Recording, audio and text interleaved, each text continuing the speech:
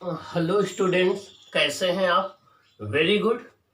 अभी स्टूडेंट्स, इसके previous class में आपने देखा कि जब भी कोई पार्टिकल सर्कुलर मोशन में मूव करता है तो उसका लीनियर डिस्प्लेसमेंट क्या होता है, एंगुलर डिस्प्लेसमेंट क्या होता है, लीनियर डिस्प्लेसमेंट एंगुलर डिस्प्लेसमेंट में क्या रिलेशन होता है, स्केलर रिलेशन क्या होता है, वेक्टर रिलेशन क्या होता है, एंगुलर डिस्प्लेसमेंट की हम डायरेक्शन कैसे फाइंड आउट करते हैं, ये आपने डिफरेंट फैक्टर से डिस्कस किए थे। अब हम देखेंगे कि जब भी कोई पार्टिकल अगर सर्कुलर मोशन में मूव कर रहा है तो उसके लीनियर डिस्प्लेसमेंट का मैग्नीट्यूड कितना होगा। तो अब हम उसके डिस्प्लेसमेंट का मैग्नीट्यूड निकालेंगे, उसके द्वारा ट्रेवल की गई डिस्टेंस निकालेंगे। तो आइए अब हम देखते हैं कि किसी पार्टिकल का डिस्प्लेसमेंट कितना होगा। देखिए, डिस्प्लेसमेंट इन सर्कुलर मोशन, हमें सर्कुलर मोशन में डिस्प्लेसमेंट देखना है। आपको चलो देखें, ये कोई एक पार्टिकल है, एंटी क्लॉकवाइज डायरेक्शन में सर्कुलर पाथ में मूव कर रहा है। ये एक्स वाई प्लेन अगर हम कंसीडर कर लें तो एक्स वाई प्लेन में ये मोशन हो रही है। किसी time T equal to T second पर पार्टिकल ए पोजीशन पर है। किसी time t equal to T second पर पार्टिकल ए पोजीशन पर है, उसका पोजीशन वेक्टर r1 है, और t equal to T plus delta T second के बाद उस पार्टिकल की पोजीशन b हो गई, उसका पोजीशन वेक्टर r2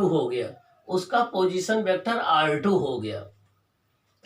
ए पर उसकी लीनियर वेलोसिटी v1 थी, बी पर उसकी लीनियर वेलोसिटी v2 हो गई।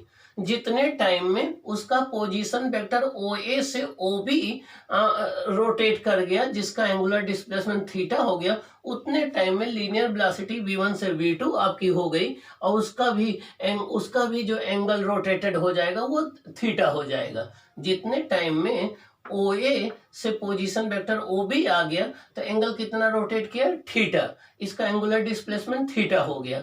R1 R2 जो पोजीशन वेक्टर हैं इनके magnitude same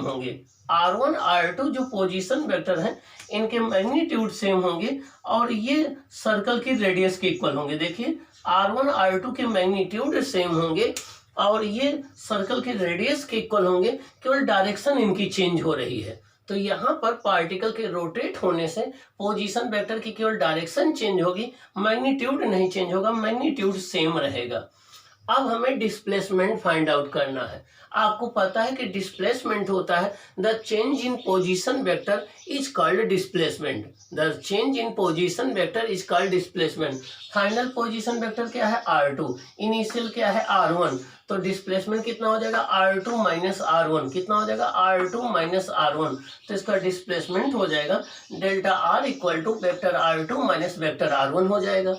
delta r equal to हो जाएगा वेक्टर r2 माइनस r1 हो जाएगा। माड डेल्टा r की बात करें तो माड r2 माइनस r1 हो जाएगा, माड vector r2 minus vector r1 हो जाएगा।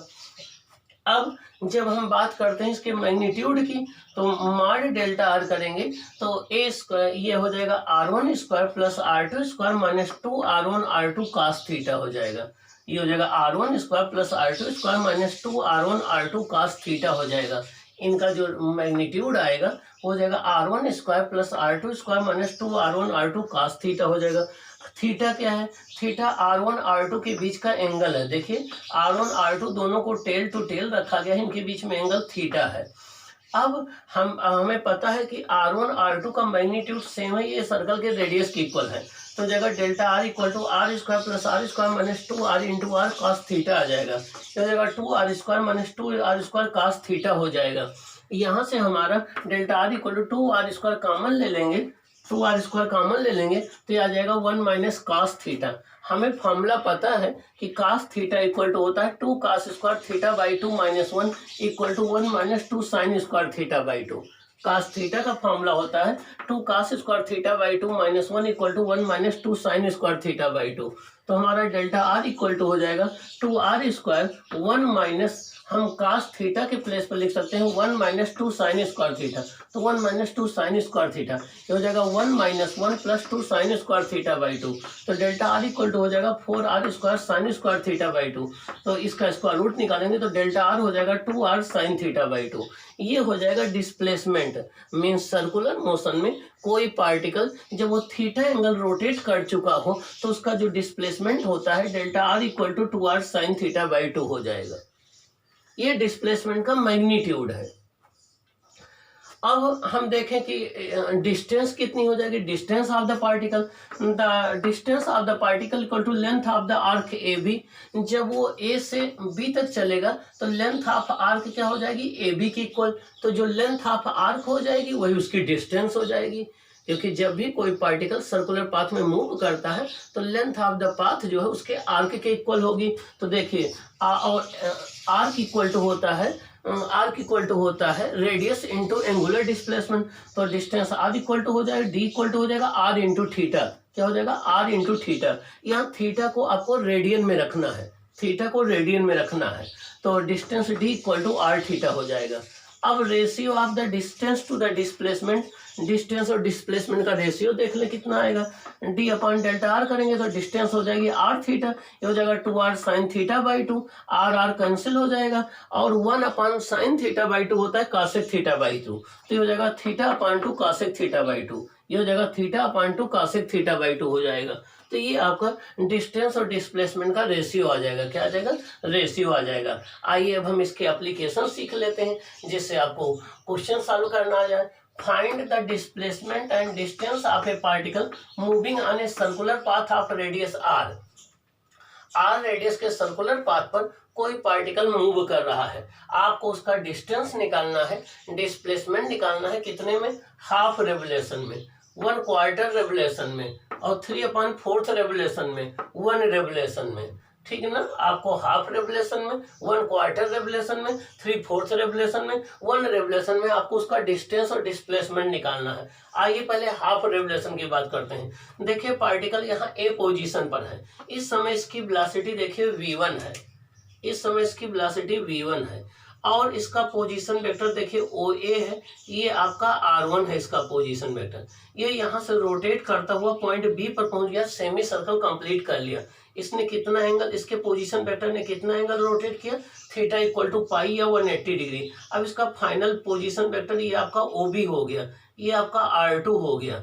डिस्प्लेसमेंट होता है delta R equal to 2r sine theta by 2। यहाँ पर थीटा जो है पोजीशन वेक्टर के द्वारा रोटेट किया गया एंगल होता है। पहले पोजीशन वेक्टर हमारा OA था, फिर अब OB हो गया, कितना एंगल रोटेट किया, 180 डिग्री। तो यहाँ हो जाएगा 180, तो 2r साइन 90 हो जाएगा। साइन 90 की वैल्यू कितनी होती है, 1। तो डेल्टा आर क्या हो जाएगा, 2r की इक्वल हो जाएगा। क्या हो जाएगा, 2r की इक्वल हो जाएगा। साइन 90 1 होता है, तो डेल्टा आर 2r की इक्वल हो जाएगा। डिस्टेंस होता है d equal to R theta, तो r इंटू थीटा कितना है, पाई। तो distance d equal to pi r हो जाएगा। अब अगर आपसे रेशियो पूछा जाए तो डिस्टेंस अपॉन डिस्प्लेसमेंट का, तो पाई r अपॉन 2r, तो r कैंसिल हो जाएगा, पाई अपॉन 2 आ जाएगा। क्या आ जाएगा, पाई अपॉन 2 आ जाएगा। तो ये रहा कि जब भी कोई पार्टिकल एक सेमी सर्कुलर पाथ कवर करता है तो उसका डिस्प्लेसमेंट 2r हो जाता है और डिस्टेंस पाई r हो जाती है। डिस्प्लेसमेंट की डायरेक्शन अगर पूछा जाएगा तो पहले पार्टिकल A पर था, अब B पर था, तो डिस्प्लेसमेंट की डायरेक्शन A टू B हो जाएगी। क्या हो जाएगी, A टू B हो जाएगी। डिस्प्लेसमेंट 2r हो जाएगा, डायरेक्शन A टू B हो जाएगी। अब आइए हम सेकंड में 1/4 रेवोल्यूशन की बात करते हैं। देखिए 1/4 रेवोल्यूशन में पार्टिकल पहले A पर था, इसकी वेलोसिटी देखिए कितनी है, v1 है इसकी लीनियर वेलोसिटी। इसका पोजीशन वेक्टर देखिए R1 है, ये 90 डिग्री रोटेट करके जब यहाँ B पर पहुंच गया तो इसका पोजीशन वेक्टर देखिए R2 हो गया और इसकी लीनियर वेलोसिटी v2 हो गई। ये पॉइंट B पर पहुंच गया। अब हमें देखना है कि इसका पोजीशन कितना एंगल रोटेट किया, 190 डिग्री रोटेट किया। कितना, 90 डिग्री रोटेट किया। और इसका डिस्प्लेसमेंट की डायरेक्शन ये हो जाएगी, A से B की डायरेक्शन में ये हो जाएगी। तो डेल्टा आर इक्वल टू होता है 2r साइन थीटा बाई 2। यहाँ पर थीटा पोजीशन वेक्टर कितना रोटेट किया है, 90, तो हो जाएगा 2r साइन 45। साइन 45 की वैल्यू होती है 1/√2। साइन 45 होता है 1/√2, तो हो जाएगा delta R equal to 2r 1/√2।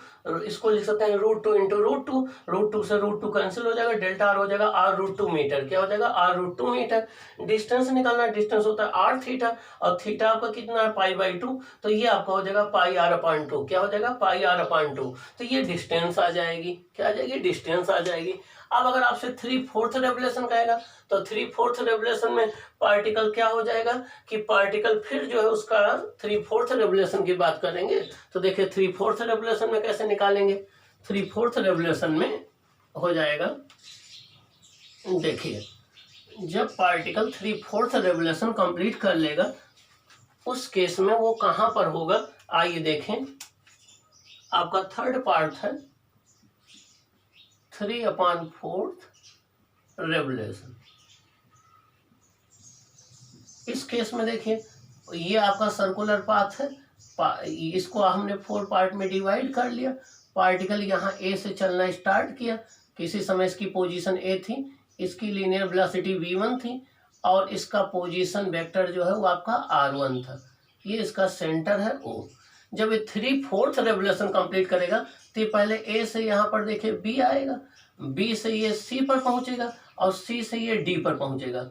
तो अब पार्टिकल जो है वो डी पॉइंट पर पहुंचा होगा, इसकी लीनियर वेलोसिटी v2 होगी, इसका पोजीशन वेक्टर देखिए ये आपका r2 होगा, ये इसका पोजीशन वेक्टर r2 होगा। अब अगर आप डिस्प्लेसमेंट की बात कर रहे हैं तो डिस्प्लेसमेंट होता है इनिशियल पॉइंट से फाइनल पोजीशन के बीच की शॉर्टेस्ट डिस्टेंस। इनिशियल पोजीशन ये थी, फाइनल पोजीशन ये आ गई 3/4 रेवोल्यूशन बाद, तो इसका डिस्प्लेसमेंट ये हो जाएगा, इसका डिस्प्लेसमेंट ये हो जाएगा।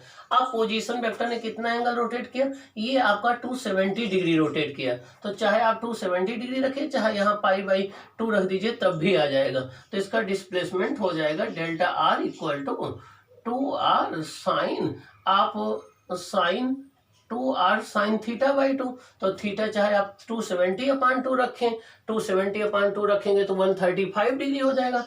ये एंगल अगर आप लेते हैं तो ये आपका हो जाएगा 270/2, तो ये आपका आ जाएगा 2r साइन, ये हो जाएगा 135 डिग्री, ये हो जाएगा 135 डिग्री। तो डेल्टा आर आपका आ जाएगा 2r साइन 135, आप लिखेंगे 90 + 45, और साइन 90 + थीटा इक्वल टू होता है cos थीटा, तो डेल्टा आर आपका हो जाएगा 2r cos 45, और cos 45 की वैल्यू होती है 1/√2, तो हो जाएगा 2r 1/√2, तो डेल्टा आर आपका आ जाएगा r√2, डेल्टा आर आपका आ जाएगा r√2, ये आ गया। तो आपका डिस्प्लेसमेंट जो है वो r√2 आ जाएगा।